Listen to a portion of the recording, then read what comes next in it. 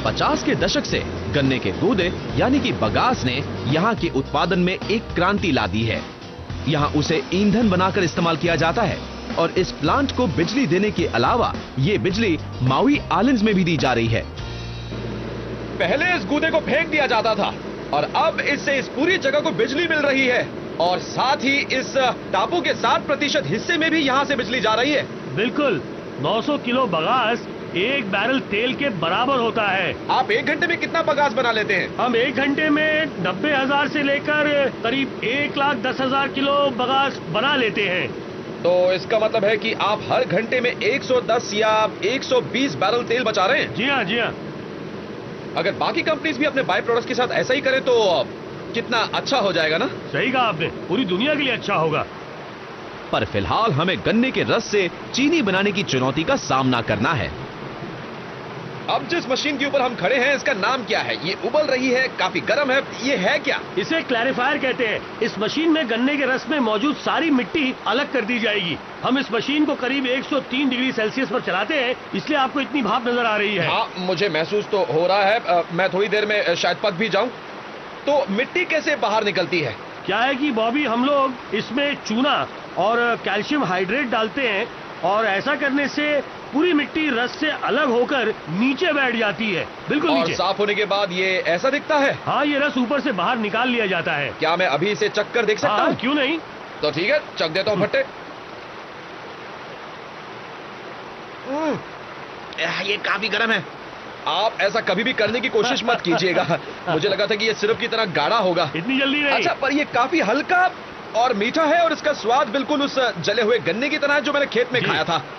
मुझे लग रहा है अब ये चीनी बनने के लिए तैयार है। राइट। इस टैंक में इवेपोरेशन किया जाता है जिससे सारा पानी भाप बनकर रस से अलग हो जाता है और सुक्रोज से भरा गाढ़ा सिरप बन जाता है। और अब इस गाढ़े घोल को क्रिस्टलाइज करके चीनी में बदला जाएगा।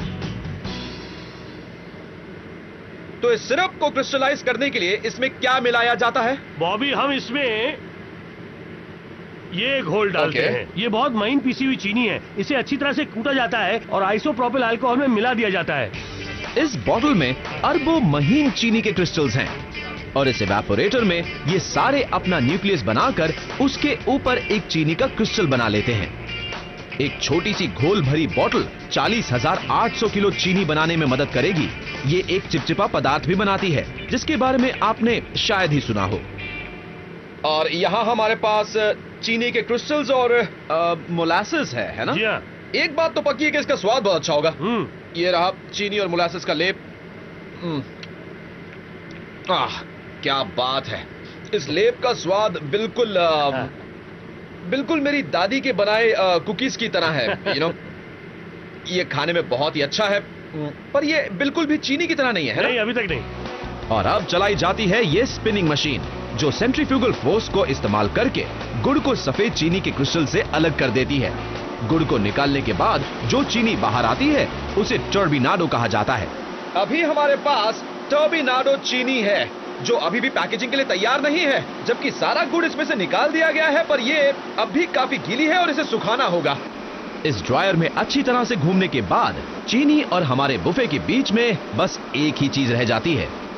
इन चीनी के क्रिस्टल्स को साइजर में से होकर गुजरना पड़ता है और ये देखिए कुछ बड़े टुकड़े अलग कर दिए गए हैं और आप इन्हें अपनी कॉफी में मिलाना बिल्कुल भी पसंद नहीं करेंगे। और ये जो है वो बिल्कुल सही है। इनका रंग अच्छा है और इनका आकार जैसा होना चाहिए वैसा ही है। बनी हुई चीनी इन 900 किलो के बैग्स में डाल दी जाती है और फिर ये डाली जाती है हमारे मीठे और मुंह में पानी ला देने वाले डिजर्ट्स में। अब जब हमें अपने बुफे के सारे एलिमेंट्स मिल गए हैं तो अब वक्त है ये देखने का कि एक्सपर्ट्स की फौज कैसे इन्हें एक साथ पिरोती है।